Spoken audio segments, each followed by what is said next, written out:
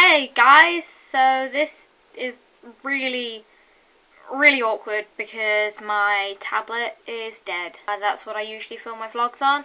So now I'm using my phone. It's in my Stitch phone holder. I'm sort of balancing so it may fall at any time. It's currently also on charge, so the wire is kind of pulling it. So if I'm slightly sideways, that's why.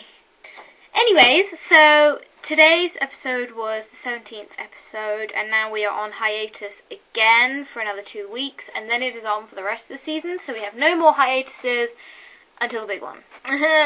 So this episode is called Mother's Little Helper, and if you didn't know already, because you've been living under a rock, this episode was directed by Misha Collins, and I think because of this, I was so much more aware and conscious of all the directing, like the camera angles and all those sort of thing.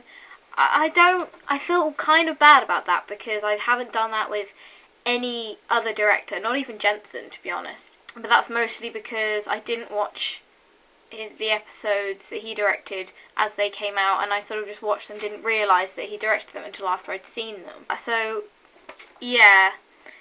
I feel bad about that because I know that all the directors work really hard and they do an amazing job. You know, every episode is always amazing, and it's all thanks to them. So, thank you, directors, and thank you, Misha, for making me more aware and appreciate the directing of Supernatural. So this episode was sort of semi-storyline based, including a backstory about how Abaddon is in the vessel that she is, which is Josie, and also we see Henry Winchester, which is always really cool. I really liked this episode. The only thing I didn't like was how Sam and Dean were completely split apart, but it was just to do with the story and it couldn't be helped. Sam finds out about these people who are just completely normal but killing people for no reason. Shit happens, right? And so Sam goes to investigate that, but Dean is obsessively trying to find Abaddon. And he's starting to drink again, and he's scared himself by what he did last week. He completely decapitated that guy and was just pent up anger and was really angry and was kind of scaring Sam, and he scared himself at the same time. So he hasn't quite recovered from that. So he sort of stayed back, and he's gone to a bar, and he's met with Crowley and talking to Crowley, and yeah, so they were completely separate, and Sam was off doing the case. And also discovered that was it was to do with the men letters and how they were also involved, and to do with the nunnery and convent. And I thought it was a really interesting story. Yeah, that was a really quick summary. So my likes, I have a lot of likes this week. I really did enjoy this episode. Basically the whole fact that Misha was directing, because it's really awesome to see Jensen directing, and after I found out that he was the director of the episodes that he had, then I watched them again and I could really appreciate his work more. So yeah, Jensen's been an awesome director. Misha has shown himself to be a really awesome director as well. I think it would be cool to see Jared direct too, but I don't think he has any plans out right now, so it might not happen, and I don't want people pressuring him. But yeah, just thinking that behind every shot was Misha, and he was deciding on things and telling people how to do stuff and giving advice, and I just thought it was really cool just to think of it in that way, which I hadn't done before. I think it would have been cool to have Cass in this episode, just to see Misha direct himself, but he said he didn't want to direct himself, so that might be why he's not in it, or I don't know. I have a couple really random likes, which is just stuff like Sam ordered a salad, that he was just pretty badass all the time, and I the problem with this is that I say it right, badass Sam, but I don't really remember why. Oh, I do. It was when he's in the diner, and there's the really grumpy kid who got into a van and all the shiny light, and he's shrieking, and you have no idea what happened to him, and he's basically being a little shit to the diner lady, and then he stabs her in the hand, which is disgusting. I think I had to look away for a long time when he did that. But just the way he, Sam just, stood up and was boom, beat him up. That's badass. Another point that I wanted to talk about was relating to Misha's directing, is his use of the flashbacks. I don't think there have been many episodes which have flashbacks to previous episodes, not as in flashbacks of Dean and Sam's past or anything like that, like flashback to old episodes. They probably have happened before, but not very often, and I just really liked that, and I liked how Sam, they had the whole flashback to Sam being soulless, and, basically being the same as these people are, because it's turned out they've lost their souls, and they're being used to create a demon army, which is, no big deal. One thing about souls that I didn't really realise that straight away, but I did sort of think, when they were saying about I think Sam was throwing holy water and one of them just went straight to the bar. I was like, I thought there was something like, I don't know, they'd gone back to their primitive instincts or something like that. So I was on the track. And I just liked the whole Dean and Crowley scene where Dean was like playing pool or billiards or whatever it is, and he was just saying, "You're scared. You are scared. Just don't lie to me. You're scared." And Dean's like, "Shut up!" I just like scenes like that. See, I really liked the Sam and Crowley scenes last week, and I like the Dean and Crowley scenes this week.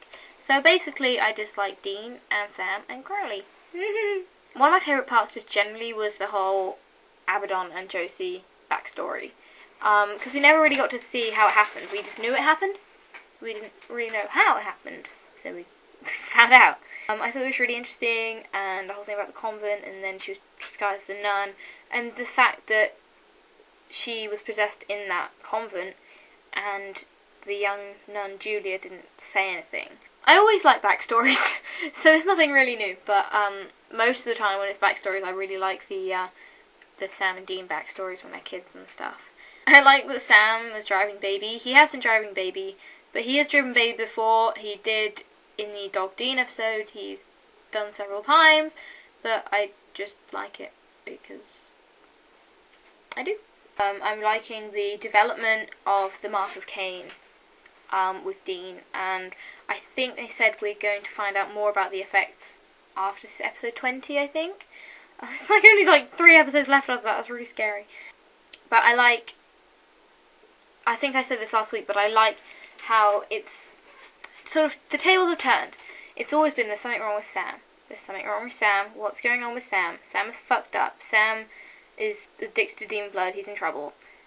And now it's, there's something wrong with Dean. Dean has got this Mark of Cain. He's scared. He is scaring himself. And so I like that there's, that's going on. But I like how it's sort of in line with Sam and the demon blood. Like, Sam isn't really, he's not sure what he thinks about the Mark of Cain. He's sort of a little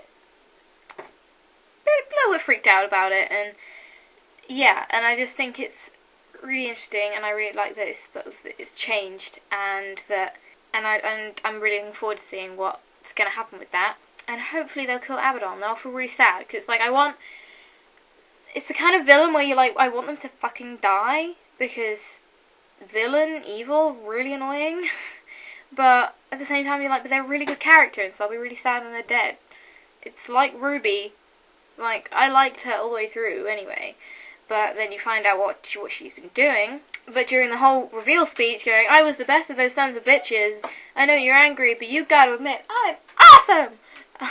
Yes, you are. Although that's one of my favourite scenes, it's sort of, at the same time, it's like, that was amazing. Genevieve, your acting was beautiful in that. You're an awesome character. But at the same time, just die, because you are mean. I just love how Sam's so prepared for everything. Like, so he was doing the exorcism, and then the nun just like shoving against the wall and was like had her hands on his throat, and he couldn't do anything. And then he just gets out his phone and Exorcist Day, Omnis Mundus Spiritus, Omnis Italian Santa. I can't even do it. That's really smart. But I think that's really efficient, and I don't actually know. I think that I've seen they've done it before, but I don't know why they didn't do it in season 1, because that's a damn good plan. If you're incapacitated and you can't talk, then just turn your phone on. And I love that although she ran and she destroyed the phone so it stopped, she just didn't even manage to get up, because Sam, straight in the back, dead. Yay, Sammy, is what I wrote. Yay, Sammy. I really liked how the souls looked. They just looked like little fairies, because I like fairies. And they were really adorable. Though, at one point, the first one he got out looked like it was lost, as in they couldn't get back into their person, but it did, so I don't even know why I mentioned that. I really like Julia, the character who came in and told the story of Abaddon and Josie and Henry Winchester. I don't really know why, like, there's no, like, but I just thought she was a really good character, and she gave a really good, interesting story, and, yeah, and, I don't know, she was just a really interesting character. Really good explanations today. Dislikes is just sad stuff that made me sad, and that's not Misha's fault, and it's not anyone's fault. Well, technically it's the story's fault. I didn't like how cold Sam and Dean were to each other, you know. I want them to get better. There hasn't really been anything about their relationship recently, apart from the Ghostface episode a few weeks ago. And yeah, they were just sitting far apart, and Dean wasn't going on the hunt with Sam, and that was partly because he was so busy trying to find Abaddon. And then at the end of the episode, they're sitting apart, and oh, I just want to be friends again. Be friends. Just give each other cookies or something. I don't know. I didn't like that Dean started drinking again, only because when he came to the bunker, he kind of stopped, sort of, because he found a home and a nice sort of place to sleep at night instead of travelling everywhere, and it seemed to make him a bit happier. And now he's sort of relapsed back into drinking away his sorrows, though I think that's to do with the Michael Caine. So hopefully if that's resolved, then he won't do it anymore. And also just hurty Sam when she slammed him against the wall. But otherwise, it was a lovely episode, and I didn't dislike anything.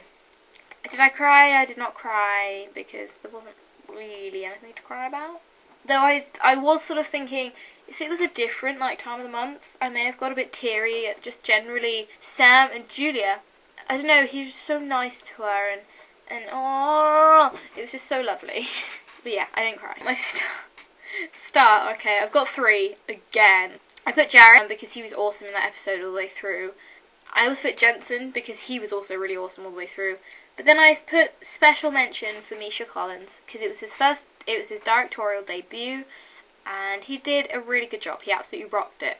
It was an amazing episode, and he really, yeah, he just really helped with it, and it was amazing. And well done, Misha. And I really, really, really hope he directs another episode in the future. I don't know when or if, but hopefully he will. And I hope Jensen gets to direct another one, because he didn't direct an episode this year, which makes me sad. Star rating, I gave it a 5 out of 5, because I just really like the whole story of this episode. Yeah. Next time, I was going to say next week. It's not next week. I've got 2 weeks to wait. But we've got Metatron back, we've got Gadriel. I got quite excited seeing the preview, because I knew that this episode was called Metafiction, and I was like, ooh. And I didn't quite make the link between Metatron and Meta, so I guess that's crap on my part, but yeah, and I'd secretly hoped that it'd be like a Becky episode or something, only because, fiction, I suppose it would have been fan fiction, but I don't know, I'm just really weird, and I really like Becky, and I'd love to have Becky back on an episode of Supernatural, though I have no idea how she would fit in, unless she had become a hunter, or trying to become a hunter or something. I have no idea how she would fit into an episode of Supernatural. But yeah, that's what I thought, but actually, obviously not. It's about Metatron, and he was sort of narrating the preview, and he was saying no spoilers, and there's Gadriel, so it basically means I'm probably going to be shrieking at the TV screen. Yeah. So I'm really looking forward to that episode, and I'm really excited that obviously once the next episode's here, we're going to have episodes for the rest of the season without any more breaks. Though one of them is this I will be watching on a Wednesday when I have an exam, so I'm going to be watching it after the exam because I don't want to be, I want to be up, have a good night's sleep and not get up really early, so yes! Anyway, I'm going to shut up and I'm just going to do my typical Felicia Day inspired, and by inspired I mean copied, goodbye. I'm not going to do it now because now I've kind of ruined it. Bye!